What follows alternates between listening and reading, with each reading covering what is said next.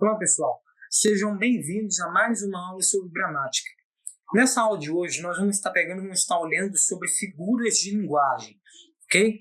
Figuras de linguagem são muito importantes e são muito úteis, principalmente no ato de comunicar. As figuras de linguagem ou figuras de estilo são utilizadas para dar ênfase na comunicação, tornando-a mais agradável, né? Essas figuras de linguagem, elas são bem úteis, como eu já disse anteriormente, e são muito bem conservadas no campo de comunicação. É muito usado essas figuras, pois elas apresentam valores divergentes e também acarretam uma certeza de dar ênfase, principalmente em cada um dos destaques das palavras, né? Essas figuras elas são divididas em algumas classificações, são classificadas em algumas situações, como por exemplo, as figuras de palavras, que nós temos ali a metáfora, que indica uma comparação de palavras com significados diferentes. Como, por exemplo, a cidade é como um grande formigueiro, né? No caso aí, está referente com que a cidade é tão movimentada e tão cheia de pessoas que é como se fosse um formigueiro, né?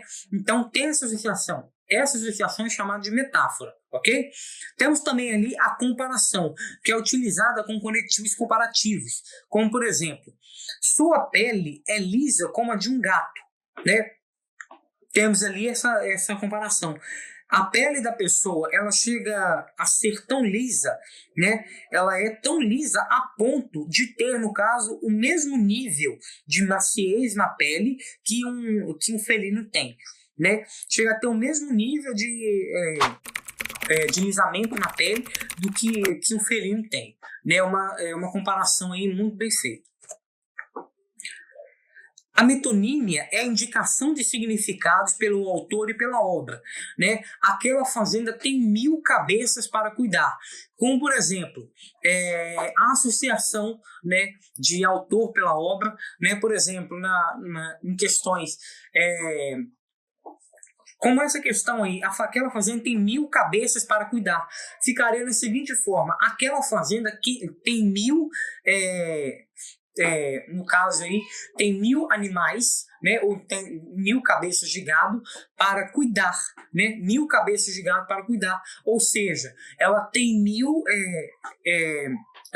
animais, 1000 vacas e bois para poder cuidar, né? Essa referência é uma referência que acontece muito, como por exemplo em questões que as pessoas acabam ditando. Por exemplo, no clássico, eu leio William Shakespeare, né? Você não lê, no caso, a pessoa não lê William Shakespeare, ela lê as obras feitas por Shakespeare, né? Se você for analisar, esse sentido ele vai além do que as pessoas compreendem. As pessoas só imitem eles, elas não percebem o nível que eles são elevados.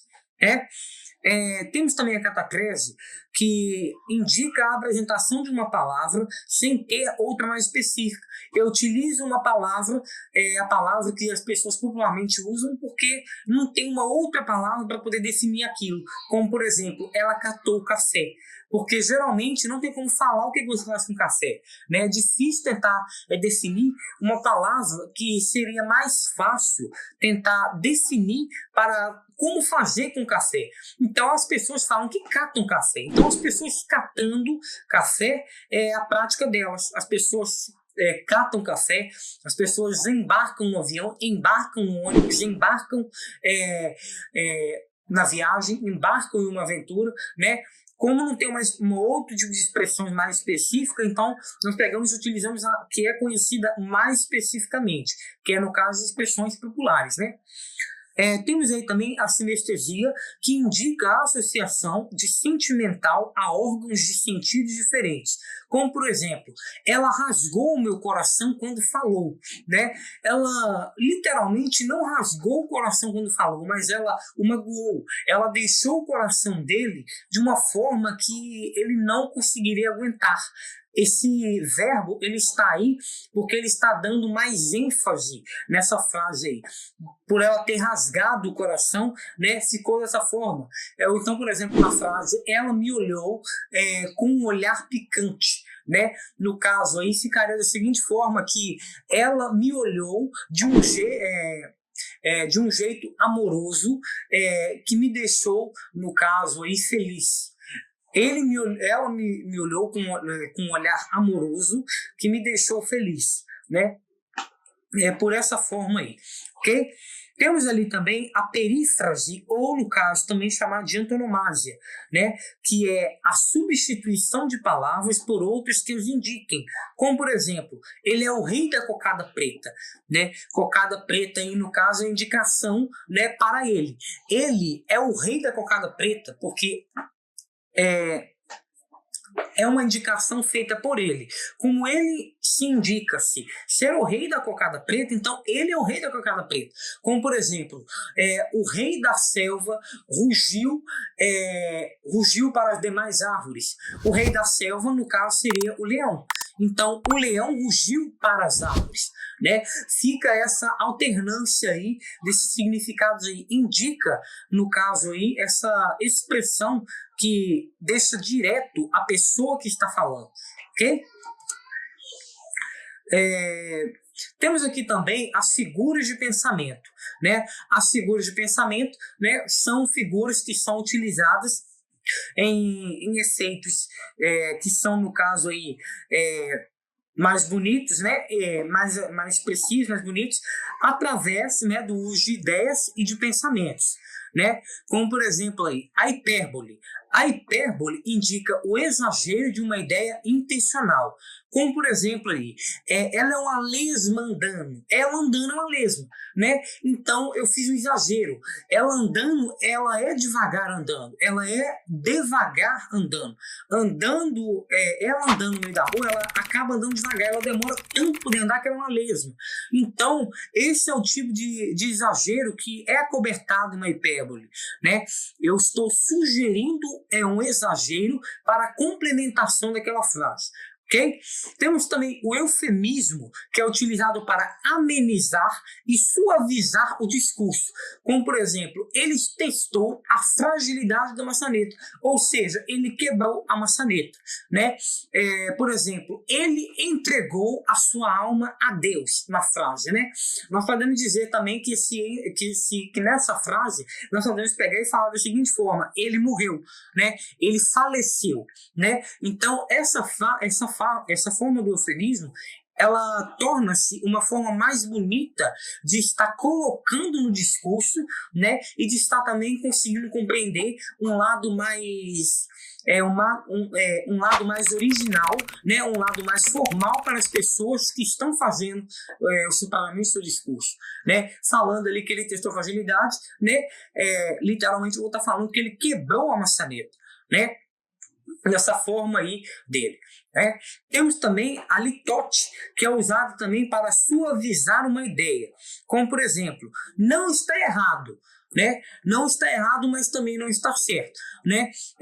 No caso ali, não é que tenho amigos de fora, mas também não tenho amigos de perto, né? Não é que gosto da torta dela, mas também quer dizer que não gosto. Conseguiram compreender a questão? Essa questão dupla que ela está passando. Ela está suavizando a ideia. Ela só deixa essa parte aí. Esse não está errado fica nessa parte. Como fica dentro disso, esse não está errado, ele fica dessa forma. Ele fica dentro disso, ele fica dentro do não está errado, mas também não está certo. Conseguiram compreender aí, né? Vamos ver aqui a próxima figura de pensamento. A ironia. A ironia indica o contrário daquilo que é afirmativo. Eu falo, no caso, o contrário daquilo que é afirmativo. Por exemplo, na frase, é tão bonito que é feio, né? Ou então, no caso, na frase, é tão inteligente que não acerta nada, né? No caso aí, é tão rico que não tem dinheiro, né? Conseguiram compreender essa questão aí? Ela traz o contrário daquilo que é afirmativo. A ironia, ela é vista muitas vezes, né? As pessoas acabam pegando e vendo a ironia na maioria dos momentos, né? Então isso daí é comum. Temos também a personificação ou prosopopeia, que indica a atribuição sentimental e qualidade humana a seres inanimados, né? Como, por exemplo, o celular fala diretamente com ela, né? O celular não fala diretamente com a pessoa, porque não tem como o celular falar diretamente com a pessoa, mas a possibilidade da pessoa que está no celular estar falando com a pessoa. Como a pessoa que está no celular, que está no dispositivo, está falando com a pessoa, então essa hipótese é válida. Mas como ela está aí, está da seguinte forma: o celular fala diretamente com ela. É a mesma coisa também. Por exemplo, a televisão me observava. Olá, peço desculpas por interromper sua aula por um breve momento, mas tenho algo importante e vantajoso para compartilhar com você. Se você está gostando desta aula, tenho uma ótima notícia. Agora você pode levar sua experiência de aprendizado para o próximo nível fazendo sua matrícula em nosso site. Ao se matricular, você terá acesso exclusivo a uma série de benefícios. Primeiro, você pode baixar a apostila completa do curso em PDF, perfeita para acompanhar as aulas e revisar o conteúdo sempre que precisar. Além disso, ao concluir o curso, você terá a oportunidade de adquirir um certificado de conclusão, um grande passo para o seu desenvolvimento profissional e acadêmico. E sabe o que mais? Ao assistir às aulas diretamente em nosso site, você terá uma experiência de aprendizado sem interrupções ou propagandas. Isso significa mais foco e eficiência no seu estudo. Então, não perca essa chance. Clique no link na descrição deste vídeo ou visite nosso site para se matricular agora mesmo. É rápido, fácil e vai transformar a maneira como você aprende. Agora, vamos voltar à aula. Obrigado por sua atenção e nos vemos no site. Me observava fazer a leitura, né? No caso aí, a televisão não observa ninguém fazendo a leitura, mas ela fica posicionada no ângulo que ela está tendo, como a sala toda, né? A televisão posicionada na sala, ela tem uma visão grande, ela tem uma visão expansível da sala. Então, nesse tipo de questão, está correto, mas literalmente não está mesmo, né? Temos também ali a antítese. A antítese indica termos que possuem sentimentos oposicionais, né? Como, por exemplo, ela devia ter aberto o livro ao invés de fechá-lo, né? Ao invés de fechá-lo, ela deveria ter aberto, né? Então, nesse caso aí, nós temos uma questão opositiva. Ao invés dela fechar o livro, ela deveria ter aberto ele, né? Ela deveria ter o aberto, né? Temos ali também o paradoxo. O paradoxo indica ideias de sentido oposto sem termos, né? Como, por exemplo, estou doente por você e curado em sua presença, né? Como no caso uma pessoa doente cura-se na presença de outro, né? Então fica nessa questão aí, nessa questão oposta. Ela vai no lado daquilo que é comprovado, ela vai no caso contrário daquilo que é comprovado. Então, aquilo que é comprovado, que é, por exemplo, que a pessoa está doente, ela acaba sendo curada na presença de outro. Conseguiram pegar aí, né? Temos aqui também a gradação. A gradação faz a apresentação de ideias de forma crescente ou decrescente, como, por exemplo, acalme-se, respire fundo e continue. No caso, esse daí é um exemplo de uma progressão de um semáforo humano, né? Como, por exemplo, a pessoa chega lá, a pessoa faz a corrida dela, começa a pegar e fazer a corrida, ela chega, ela descansa, ela calma, ela respira, ela toma água e depois ela continua, né? Conseguindo entender aí? Ou então, nesse caso, a pessoa correndo, tomando água, ela para, no caso, ela toma água, ela respira e depois continua. Conseguiram compreender aí, né? A apóstrofe é a interpretação com ênfase. Como, por exemplo, carro. Esse não é o momento de acabar a gasolina, né? Ou seja, a pessoa que estava dirigindo aquele carro, naquele mesmo momento, com ênfase mesmo, a gasolina do carro acabou. Então, a gasolina do carro tendo acabado, ele solta, no caso, esta frase. Fica dentro disso da seguinte forma: o carro não teve um momento, no caso dele, de acabar a gasolina. Então, como ele não teve esse momento dele de acabar a gasolina, ele resolveu acabar a gasolina naquele momento, né? Então, não é justo isso. Ele acaba a gasolina no momento que está sendo dirigido, né? Então, isso daí soou, no caso, aí, como uma questão mais exclamativa, né? Como uma frase mais exclamativa, né? Ditamente com ênfase, né? Essa daí é a definição mesmo, a questão mesmo dessa figura.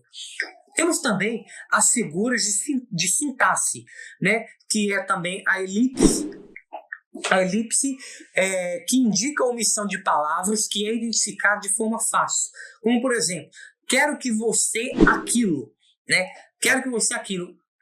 Literalmente ficaria, quero que você pegue aquilo. Então, pegar aquilo já seria uma coisa fácil na primeira frase dita. Então, eu quero que você aquilo, né? Então, se eu falo essa frase, literalmente, o receptor já vai estar mais ou menos ciente, vai estar ciente do que eu quero com aquilo. Então, se eu estou falando quero que você aquilo. Então, provavelmente, ele vai estar entendendo que você quer que você pegue aquilo. A pessoa pegando aquilo, ele vai conseguindo compreender aquilo que você quis dizer. Temos também o zeugma, que indica também a omissão de palavras pelo fato de já ter sido usado anteriormente, né? Por exemplo, levei o bolo e ele os refrigerantes, né? É a mesma coisa que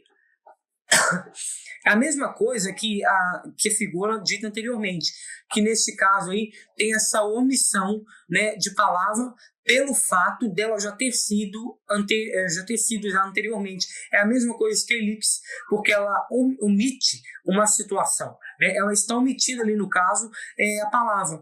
Quando eu iniciei a frase falando que eu levo o bolo, ele, obviamente, vai estar levando refrigerantes. Então, eu removi o verbo e deixei somente, no caso ali, a pessoa, o artigo e o substantivo, para poder estar complementando na frase que ele, no caso, leva os refrigerantes, né?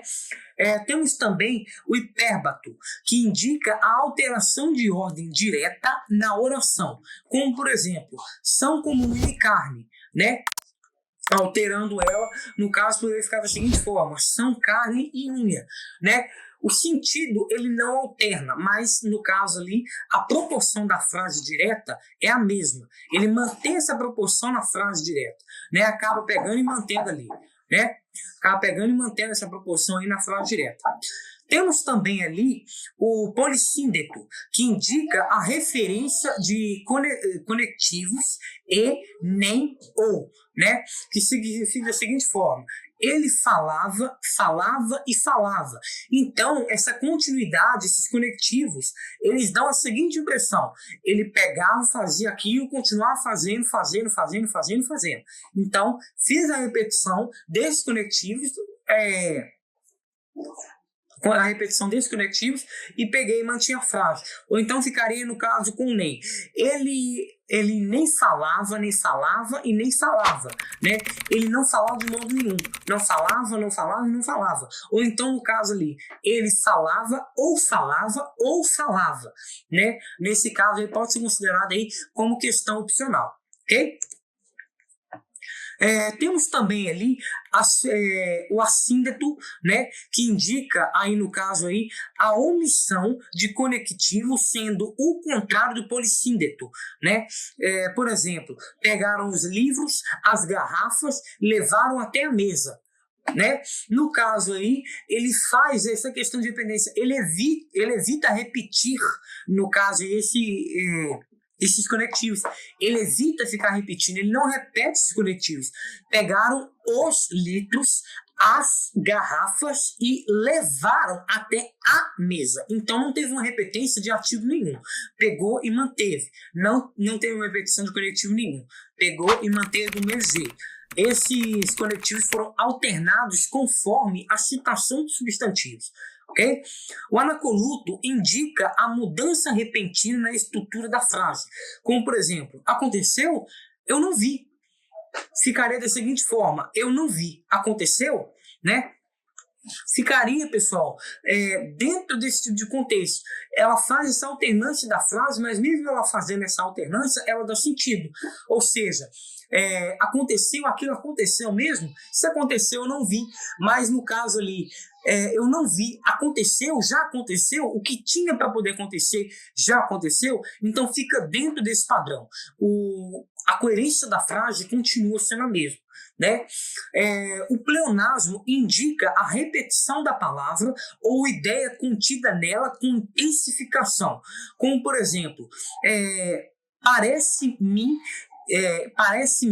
que isso está errado, né?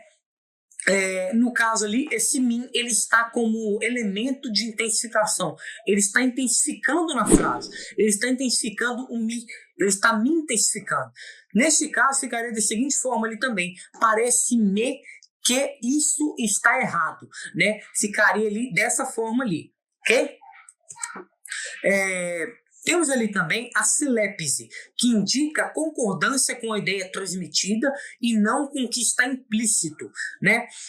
Por exemplo, ali, este conversível está caindo aos pedaços, né? Este carro está caindo aos pedaços. Então, quando eu falo conversível, dá a impressão que eu estou citando a carro, mas nesse tipo de momento, a maioria dos conversíveis não são, no caso, conversíveis que estão, no caso, aí, passando do tempo. Então, eu troco conversível por carro. Eu trocando esse conversível por carro, fica da seguinte forma: ao invés de manter o conversível, eu troco por carro, que fica mais óbvio. Fica mais óbvio eu manter, no caso, o carro, porque fica dentro do padrão, né? Concorda com a mesma ideia transmitida, só que, no caso, explica com o que está implícito, ok? O que está fora acaba sendo explicado. Temos também a anáfora.